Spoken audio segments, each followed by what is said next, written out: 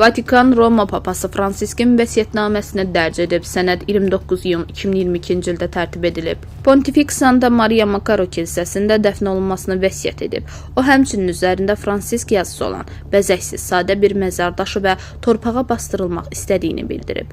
Məbədin rəhbərliyinə Pontifikin vəsiyyəti barədə xəbər verilib. Qeyd edək ki, hazırda Roma Papasının cəsədi müqəddəs Mart evinin 1-ci mərtəbəsində saxlanılır. Xatırladaq ki, Fransisk insult nəticəsində komaya düşüb və ürəyi dayanıb.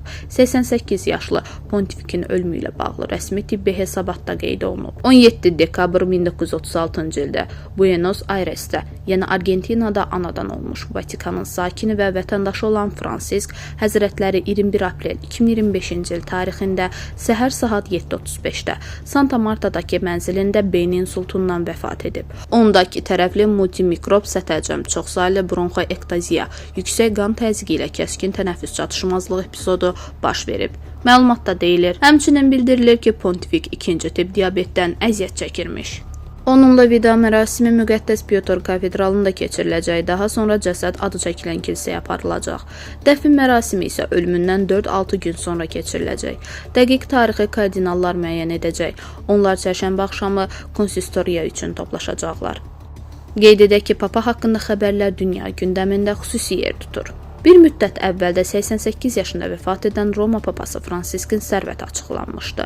Belə ki, heç vaxt rəsmi maaş almayan Papa 16 milyon dollar dəyərində xalis sərvət qoyub. Təvəzzökarlığı və yoxsullara xidməti ilə tanınan Papa sağlığında dəbdəbəli həyatdan qaçıb, yoxsullara kömək edib və xeyriyyəçilik işlərindən heç vaxt əl çəkməyib.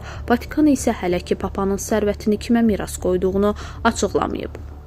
Lakin yaxın günlərdə onun vəsiyyətinin açıqlanması gözlənilir. Onu da deyək ki, ənənəvi olaraq papalar şəxsi varislərinə minimal miras qoyur. Onlar adətən aktivlərini dini xeyriyyə təşkilatlarına və ya Vatikan fondlarına həsr edirlər.